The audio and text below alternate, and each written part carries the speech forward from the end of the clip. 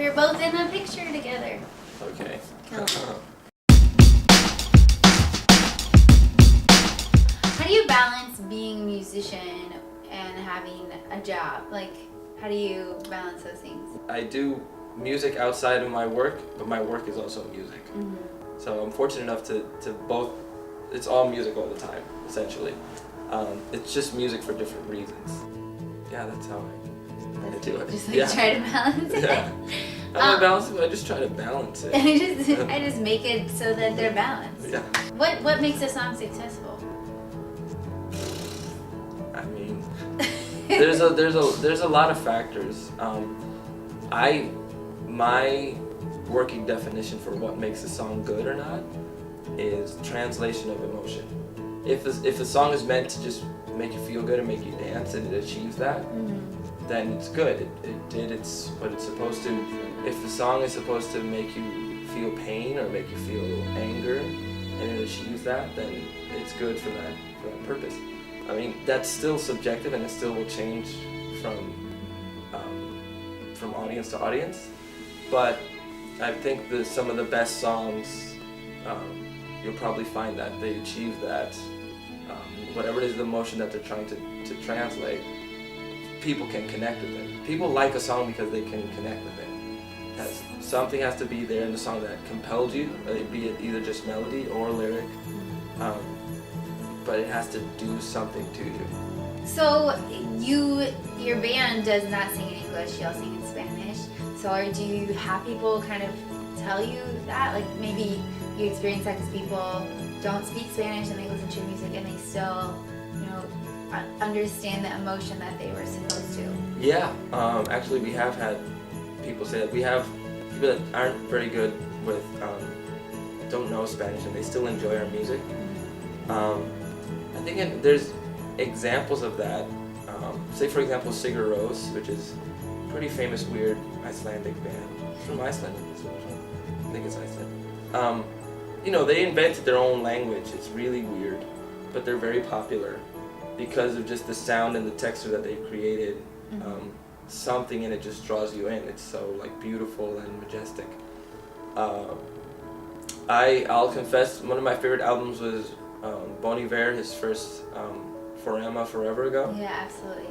Love that album, and I didn't understand almost a word what he was saying. He was like mumbling. Yeah. I could understand phrases and whatnot. But for the most part, I couldn't understand really the words. Right. But I definitely could feel whatever it is he was going through. So that whole album from start to finish just has this almost the songs just create this landscape and whatever you hear and you're like, I don't know what happened, but that dude went through something pretty rough. So again, the language could be a barrier, but if the music you're creating, I feel like is powerful enough, it could transcend the whole language thing. Yeah, absolutely.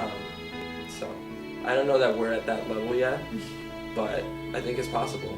What do you think that you missed out on growing up, that you had to learn now as a musician, that we should be teaching people when they're young? When I was born in New York and I studied in the public school system in New York. And I remember taking the recorder classes in choir. And I loved the recorder.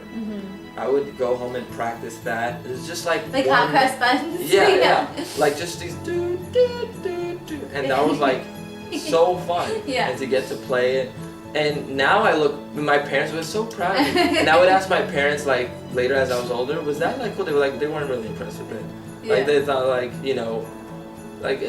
was okay. But the thing is, I loved it. Me and obviously looking back, it's probably it's not that stimulating.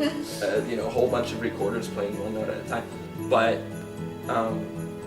But it did start a passion in me. That was I would say I loved it, but I didn't realize that it was a passion that was awakening in me. Because I was just in 3rd, 2nd grade. I didn't realize. It's later. I always knew that I loved music, and my parents were smart enough to put me in some piano lessons around 5th or 6th grade. But any sort of music program or art program for schools. I mean, I treasure, like, I look back on that, and there's certain things that I miss. One thing that I miss when I moved to Puerto Rico is that in the U.S., like, a lot of kids in schools, they would be, like, assigned to read, like, Harry Potter. Mm-hmm. We didn't get Harry Potter. And then I was like, I want it, because I remember when I was a kid, I used to read Goosebumps. Yeah. Those books. Absolutely. And I would be enthralled by them. I would be like, this is so scary, or It's like Goosebumps and Are You Afraid of the Dark? Yes. Like, that's what everybody did. And sort of like, I don't know, like, exactly what the systems are like in the U.S. today, or what classes look like today. But anything that sort of, like, ignites imagination like that and ignites creativity, Yeah. is good. Do you want to play Heads Up? Yeah.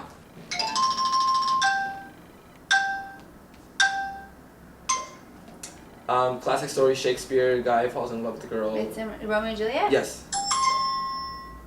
Stupid horror franchise versus another stupid horror franchise. Scary movie? No, this dude, he's in your dream, Nightmare on Elm Street versus Friday the 13th. Oh, I don't know. Twilight Zone? I don't know. He has a claw hand, and the other dude has a machete with a mask. Oh, I don't know. Okay, good. The dude who ages backwards with Brad Pitt. Oh yeah, Benjamin Button. Yeah. Okay. Tom Hanks, he turns into adult, but he has a child inside. Oh, big. Yes. Movie, Disney classic animated movie, a Japanese girl, she pretends she's a guy. Mulan. Yes. Eminem, his kind of story. 9 Mile, 8 Mile. Yes. Mel Gibson, Aliens, M. Night Shyamalan directed. Contact? I don't know. No, what are those, street? Lights? No. Signs. Yes. Okay. Alright. That was good. Buckle up. Oh, Jim Carrey about, like, TV. The Truman Show. Oh, sorry. No, The Cable Guy. Yes. We were just talking about these books with a kid magician and Harry Potter. Yep. That new movie with Sandra Bullock and she's in space. George Clooney. Gravity. Yeah. Hey you guys. The Goonies. Yes. I don't remember what this was about, but there was a really famous black girl in it, and it's like Precious. Yes. Oh, okay. This is a number. It's not 100, not 200, but 300. yes. Oh, it's an animated movie about this little island off the coast of Africa with all these animals. Madagascar. Yep. Daniel Day-Lewis. There Will Be Blood. Yes. J.R.R. Tolkien movie, the first one. Lord of the Rings. Oh, sorry. The Hobbit. Yes. Oh, it'll be done. Oh, that was good. You're good at those. That's why I like the movie. You can get them. Yeah.